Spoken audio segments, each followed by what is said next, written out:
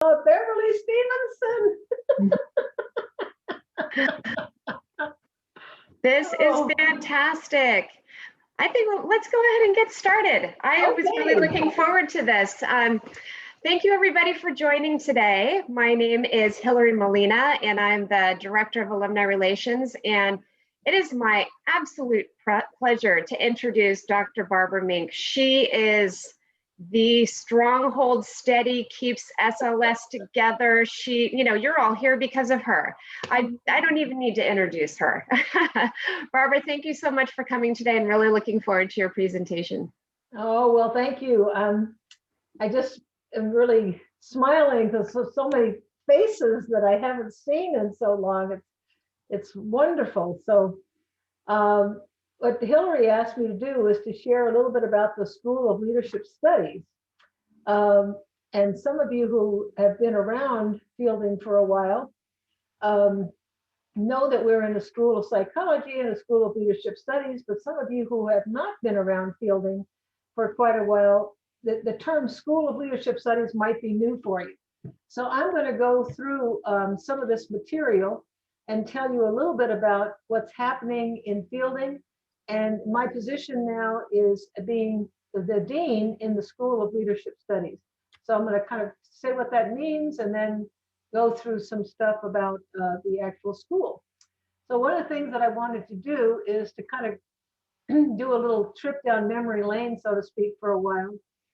This is a picture of the founder's plaque at Fielding, and a lot of you who've been around Fielding for a while know these names of Frederick Hudson, Halleck Kaufman, Renata Tesh, were the founders of Fielding back in 1974.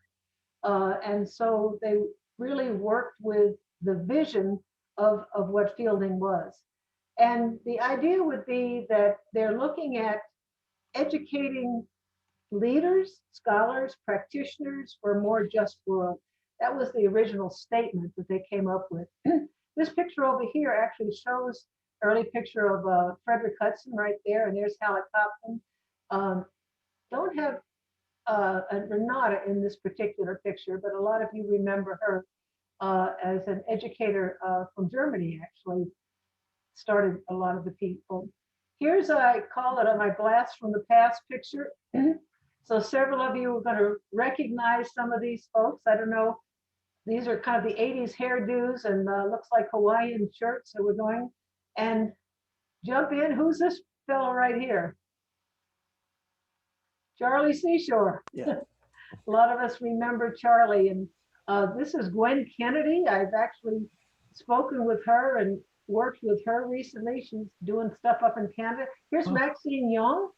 I'm not sure who some of the other folks are, but I sure remember them. So we're going to look at the past a little bit. The mission of Fielding has remained the same. That's, of course, our current president, Katrina Rogers. Community scholar practitioners, the kind of words you know about distributed learning models, student-driven, enhancing knowledge. Values have been pretty much the same over the history of Fielding and in our School of Leadership Studies. Words like self-directed, collaborative, bringing the whole person to the learning, looking at the social justice, social equity, ecological justice issues, experiential learning, the colleagueship between students and faculty, and of course, having fun while we're really doing high-level academic quality work.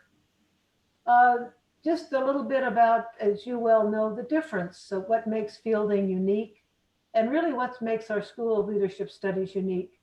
About learner-focused, looking at inquiry, experiential, holistic approach, being active, and it being a very transformative experience for folks.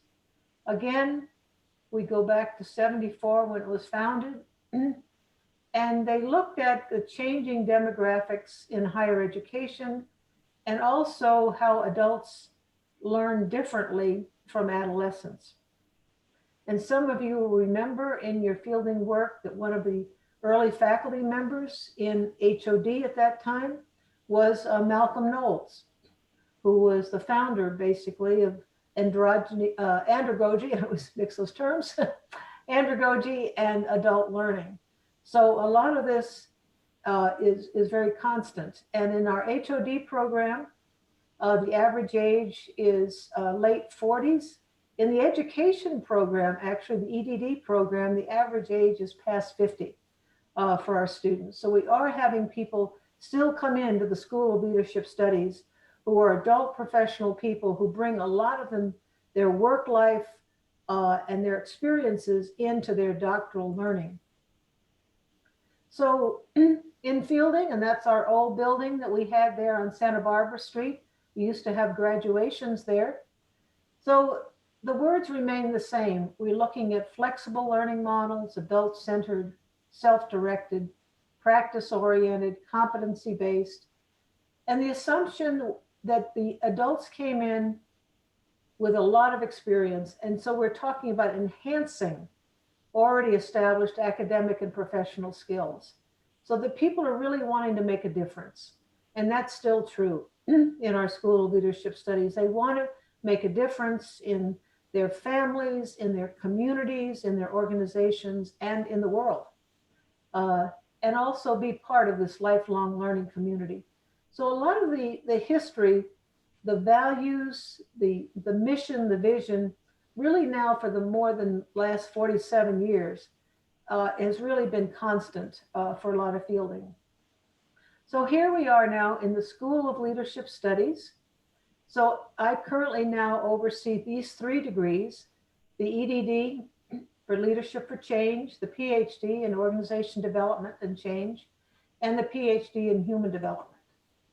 So each week, I send out to all our students and all our faculty, and I copy Hillary Molina so that you can have access to this too, alums, what's called a weekly SLS update. And in that update, we share a lot of things about the clusters, which are open to students and alums. And so we announce, these are kind of older ones. We announce when cluster meetings are going to be. And since these are not face-to-face now, then anybody in the world can log into this and join these virtual cluster meetings. So we open that up to folks. In our SLS update, we talk about a myriad of resources. There are a lot of virtual seminars that people can log into to enhance their learning about library skills or writing or particular content. And then we highlight all the final oral reviews. And these are, again, open events where you can sit in and look at a final oral of a student in the School of Leadership Studies and look at some emerging ideas and emerging research to keep yourself kind of cutting edge in terms of what are people thinking about and writing about and researching about these days. So these are all publicized weekly. Now we're hoping to get back to some of our regional intensives that are face-to-face. And a lot of you had participated earlier in the thing we did at the Highlander Center in Tennessee. And that is, of course, the Social Justice Center by Miles Horton, but a lot of folks had gone through there. Malcolm Knowles attended, Lanil Henderson. I think, Milton, did you ever go and attend? I've been there, but not with Fielding. Not for Fielding, but other times, yeah. Martin Luther King Jr. Was at Highlander. Paulo Freire was a member and a good friend of Miles Horton that helped some of the original ideas there. So we've had a real relationship with the Highlander Center, and we're going to continue that. So we're proposing again, when we can get back to face-to-face, to have a participatory action research and social change event there, which is going to be open to students and alums, again, to come and network and learn about social change projects and advance our own thinking. The other thing that's open to students and alums is our research and praxis sessions. And again, we've been doing these face-to-face. We haven't done them this year, but we're proposing one again in the fall. So folks can come in and on the research track, look at some of, your research skills, honing those. But the other thing that we do, and again, these are open to students and alums, is there's a praxis opportunity. So we look at some nonprofit agencies, in this case in the Central Texas area, that have real projects that they want some time for people to work with them on. And so we can have our students and alums work with real projects, with real nonprofit agencies to help advance their work. That also gives people a really good opportunity for feedback on their coaching skills, their counseling skills, their consulting skills, and also explore organization change models.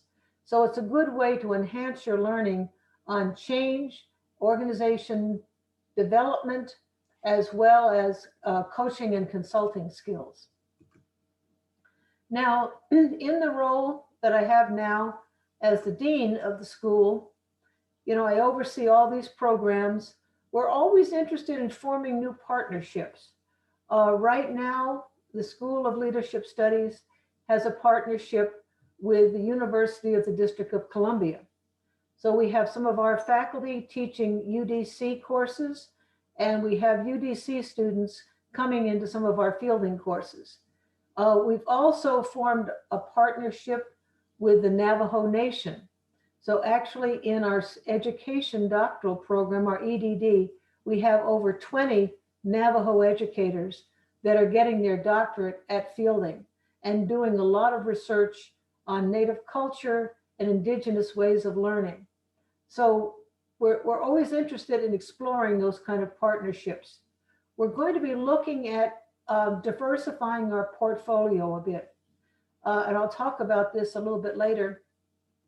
The term that is sometimes used in education is stackable credentials.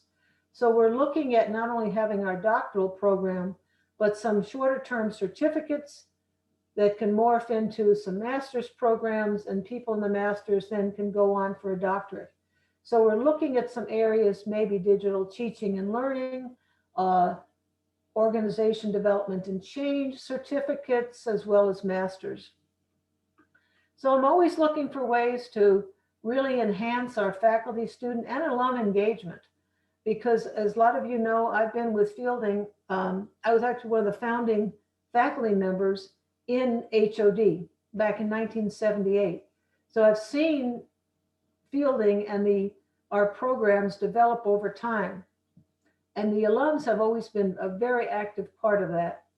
So, I do day-to-day management things, overseeing the budgets and all that kind of stuff as well. But that's part of the role. And then, of course, I work with all the faculty and overseeing the norms. I do some teaching, occasionally dissertation chairs, etc. But really keeping the ship going, so to speak, in the entire school. And this really works well for folks. I have this slide because one of the things as I'm talking about going forward is how much do we want to, quote, stick our neck out with this giraffe metaphor here? Do we want to kind of play it safe and business as usual, and these are the kind of programs we've always had? Or do we really want to branch out in a different direction? What are some cutting edge pieces that are happening there in organizations, in profit and nonprofit organizations, in education? There's been a lot of talk now with this COVID pandemic and people going to more online and different ways of learning, of what is teaching, what is learning, and how do you engage folks in this distributed model that we have. That Fielding has always been active in that space. So one of the things that I wrestle with is how much do I want to keep the ship going in the same direction versus do we need to move in some new directions that are emerging for us? So there's a couple of ways that I'm pushing our school, increasing the enrollment numbers. I really want us to have these active clusters, even in this distributed time where we can't meet in, face to face. I've done a lot of reaching out to different indigenous communities, not only Native American tribes like the Navajo Nation, and also the Apache. We've started to work with them, and had meetings with Hopi, and some others, and Zuni as well.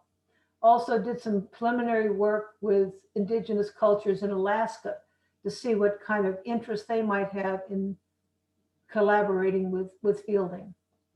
We also are looking at where can we have a presence in conferences?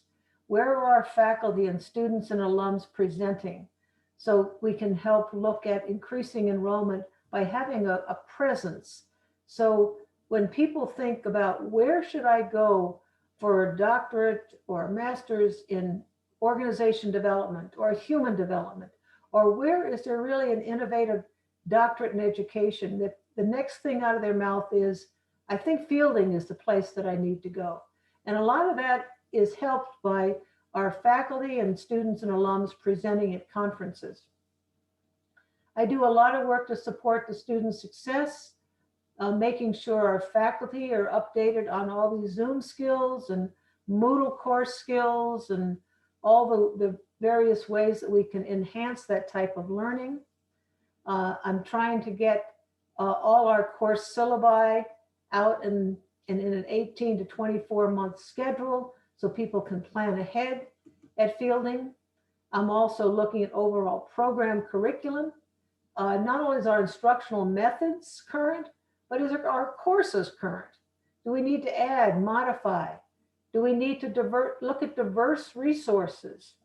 Are all our readings all coming from Western approaches? Are they current? And so we're looking at revitalizing our curriculum as we go forward. So some of my immediate projects, I mean, some of those are longer term. Obviously, you can't do curricular revision in a couple of weeks. But the School of Leadership Studies, and we've been told that we really need to look at putting leadership front and center here, and being a leader in different education areas, profit areas, nonprofit areas, sustainability areas, social justice areas. So right now we're doing some new faculty searches for core mentoring faculty, as well as for some adjunct faculty who maybe have specific content or research expertise skills. Right now, we're in a process for a current search for actually a new program director for the HOD programs. And as an aside, Fielding alums, I'm encouraging you to look at that on the Fielding website and apply. This particular role is strictly an administrative role, and so it is open to anybody within Fielding, outside of Fielding, and to Fielding alums. So please take a look at that and see if that would be something of interest to you, to be involved intimately in the HOD program again. I just got off of a Zoom call a minute ago. We're working still with the Navajo Nation. We've had 4 co-sponsored conferences with the Navajo Nation between Fielding and the Navajo Nation down in Window Rock, Arizona. 3 of them were face-to-face. This one this past year was virtual. And we're putting out a book of proceedings about how do people bring back the language? How do you infuse culture in the education? And Fielding is working on a monograph series for the University Press for a monograph around these book of proceedings. And it's like I mentioned, we're also looking at how we can look at more certificates as well as our master's and doctoral work so that people can come in, get a taste of Fielding, get some real marketable skills through our certificates, and then move on if they want to with a master's or doctorate. So I've kind of blabbered on here for a while. And I just would be interested in opening it up, and I can monitor the chat if you would like. Or you can raise your hand and let's just see what we're doing, where you want us to go. what things are of important to you as an alum, as a person who's really concerned about fielding, and particularly about our School of Leadership Studies. So let's take some folks off of, yes, hi, Larry. Take yourself off of mute there. Okay. Uh, Two items. One is I've been part of Rotary International. I've been a Rotary Club president here in Pocatello, Idaho, and a Rotary district leader. And Rotary is probably the largest scholarship provider in the world. And a lot of the programs that are Rotary oriented really overlap with fielding programs and goals and so on. So I would suggest that fielding, especially your School of Leadership Studies, explores possible partnering with Rotary. Rotary is it's an organization that needs people paying dues, and Yeah, all of those membership organizations for the trade association that all are in decline. So fresh ways of raising enthusiasm, making the connections, all that is a good thing. So that's my number one request or ask, whatever. And I'm happy to be a liaison person with that if it would be helpful. yeah, Rotary is international, so that would work quite well. Exactly. Yep. Some of their programs, like their peace studies and so on, are really amazing. I've been fortunate to be a mentor for several people who've won those very large Rotary scholarships. The second one is just, looking at our society today, the divisiveness, and coming up with fresh ways to get the red side and the blue side talking in a non-confrontational way to get that basic values and so on, and all the fielding core values, things that I learned from my graduation over 20 years ago that I've been applying here more at the local level are really valuable, and we've built a lot of rapport in the community, so we don't have quite the tensions that some communities do. But that's just an area that maybe School of Leadership Studies could, Yeah. And this couples with psychology, with media, all the fielding programs. So I'll shut up now. Those are my two things. Well, Larry, if you would just send me just a quick note at, Mink at fielding, particularly about that Rotary piece, then I'll follow up with you. Will do. Barbara, Yes. dovetailing with that, one of the things that I guess I didn't hear was I was kind of hoping you would comment upon, given where the country is right now, public sector leadership. Mm-hmm. The whole field of public administration, I guess is the term, Mm-hmm. but leadership skills on the social level, Mm-hmm. and the public, and I say public, I'm talking national, all the way down to local. Okay, yeah. Part of the work that we're doing with the University of the District of Columbia is in that area for urban leadership and things, but that can be expanded. And you worked with Laniel Henderson and some other folks at Fielding who teach in that area too. But that is something we need to really put more emphasis on. If I can help in that area, I'm willing to. Yeah, I know that. Thank you. I'm getting ready to relocate to Washington. Oh, really? Yeah. Oh. My baby just had a baby. Okay. Good idea. Yes. Is that Ziva with raising her hand? Go Yes. ahead. This really resonates with the earlier session on sustainability and the whole discussion that we had about opportunities to get our fielding fix, to more of the intensives, either cluster-like or area-like, or just getting together like Highlander, like Zoom, but I was glad to see on your list that there are these clusters that we haven't been hearing about as much. Yeah, So the more we can create those opportunities mhm. and, intergenerationally, faculty, staff, students, Right, and alum, faculty, alums, yeah, with those clusters just enriches that learning. yeah. So it Yeah, ties into the earlier discussion, Trevor. yeah. What was the earlier discussion, Trevor? There we go.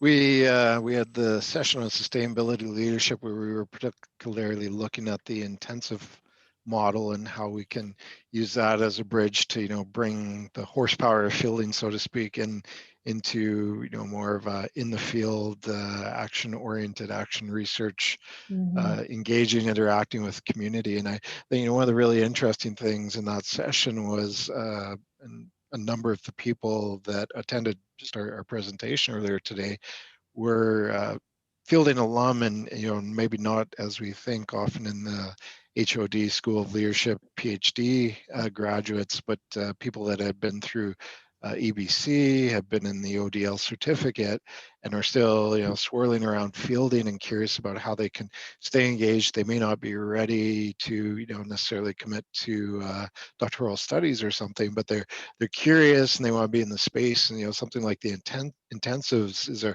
really great place for friends of fielding, those interested in fielding, and like-minded, like-hearted individuals to come and engage in some interesting work, collaborate, come together.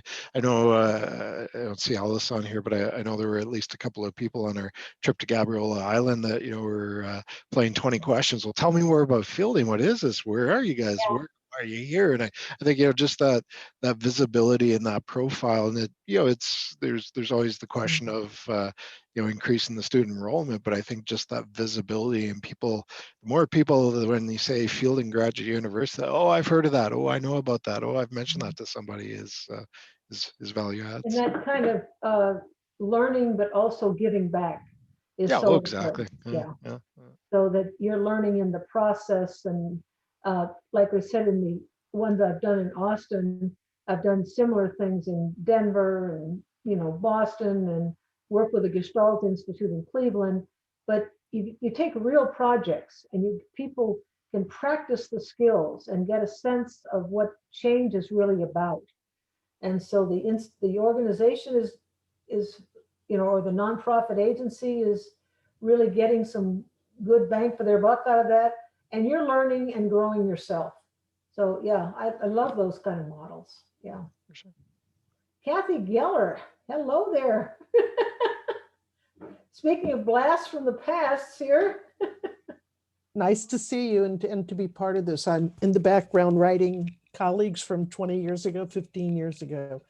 Barbara, as you're talking, one of the things recently I did a redesign on an adult learning course. Oh, And the challenge that I face, and I don't know if Fielding has this or not, but the challenge was finding sources that were not the voices that we've been hearing from for 40 years. yeah. And finding diverse voices in that. And I think one of the challenges we have in looking at the content of courses is understanding how to diversify the voices that inform what we know. And the classic model of, if I'm the thought leader, choosing one of my students to pass it to has maintained a very white European view of the world, I think, in that process. One of the things that I've been excited about this past 5+ years is the work that we've done collaboratively with the Navajo Nation, and seeing how they're even teaching mathematics by using different kinds of ways and models of doing that honors culture and honors language. Yeah, it was, and those are open conferences, by the way. There's 2 days of just presentations, and so it looks like we can get back to having one of those also probably in October, co-sponsored by the nation. Yeah. So, and Hi, Kathleen. Looks like you took yourself off of mute. I see your little hand up and then looks like, okay, we got one other hand up. Yeah, Barbara, hi. I was noticing on some of the slides, you know my interest, you know the lens I always wear when I see the word global. And so the Navajo really is interesting in other of those kind of partnerships. But I was just wondering, of the other parts of the world, are there just plans of how to do more, or are things happening more to really attract, engage, support, all of the above, Mhm. other kinds of activities? I don't know. I know, fielding and particularly HOD through Don Bushnell did a lot of work in like Czech Republic. Valerie took folks to India. I haven't seen that kind of work happening recently. We do have a lot of students in the School of Leadership Studies from Western Europe, from Southeast Asia, from Australia. So, so we have a sense of global learning, but we haven't had those kind of experiences that you're talking about recently. Yeah. Or are you wanting to develop that more? You know, that's my interest. So I mean, I'm asking leading questions, actually. No, we can explore that. We definitely can. And like I was saying to Larry earlier, Kath, if you want to send me a note about an idea Yeah. about this, then we can continue that conversation. Sure, I'm down the road. Yeah, good. Thanks. Let's see. Somebody else had their hand up. Okay, Larry, I'm going to get to you in a minute. We've had Elizabeth over here is waving me down. Hi, yeah, I got 4 points and I wrote them all Okay, down. go No. ahead. Okay, one thing I've been doing, I've worked in China for 20 plus years, and Asia Pacific is my area. And I had the honor to work with Kathy in Hong Kong. When she was in Hong Kong, we were together. But the thing I'm finding is what I did when I was here during the summer, stuck here because I couldn't get back to China after I came here to the US for the Chinese New Year in 2020. I haven't been able to get back. I went to ISTE, which is International Standards for Technology and Education. So it's the online education for all of our schools in the public school sector, private school sector. And it is amazing what they do with online technology. It would be real, and fielding people know how to do this. The interfaces of the things they taught, the courses were inexpensive. If you get a ISTE certificate, you are really up there in the educator, viewpoints of anybody who is a teacher now. So I have a son who's a teacher. He's like, oh my God, you got an ISTE certificate. It's really cool. So that's micro credentialing, like what you were talking about, that could be led into the leadership.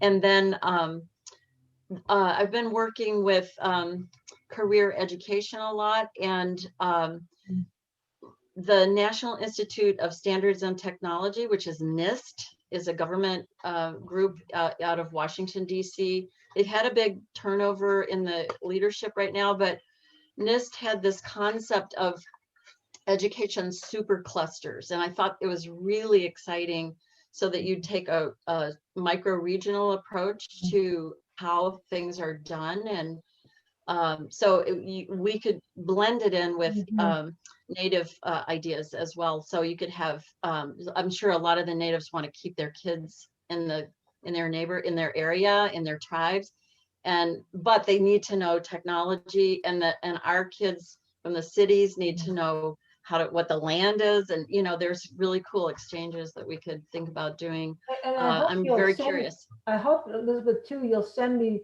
the names of these organizations. Oh, sure. I tried to write some stuff down. I can't get it all down. Okay, I'll do that. Yeah, thank you. Those are great. Let's see, Karen, I think you had your hand up and then you popped, there you are again. And you're on mute. Yeah, I was off mute forever, and then it's the at-home Zooming, and then there's other people showing up in the room, and so I ditched out. It's good to see you. You too. I was just curious if there was some conversation around the water cooler about the women of color STEM leadership efforts that are going on in conjunction with, and for those that haven't heard about it, the big grants we've been getting. I know that's customized for the grant, but is there a way to pull that material and target it to perhaps a STEM leadership curriculum? That is one of the things that is on my radar screen too, is to find out more about these grants that Orlando Taylor has been working on. They have not really been infused into some of the work at the School of Leadership Studies, and we need to be more hand in glove with that kind of work that he's doing in the STEM and women of color in our school. Yeah. Yeah, because if it's being created, perhaps it could be modified a bit and used for any student type of thing. Yeah, very much so. It's a really contemporary topic, so that's why I thought. Okay, thank you. Mm-hmm. And Larry, were you trying to flag me down there too again? Yes, just another suggestion on getting other voices into these conversations. I lead a refugee support organization in Pocatello. We team with the Refugee Resettlement Center in Twin Falls, which is about 110 miles west of where I am in Pocatello.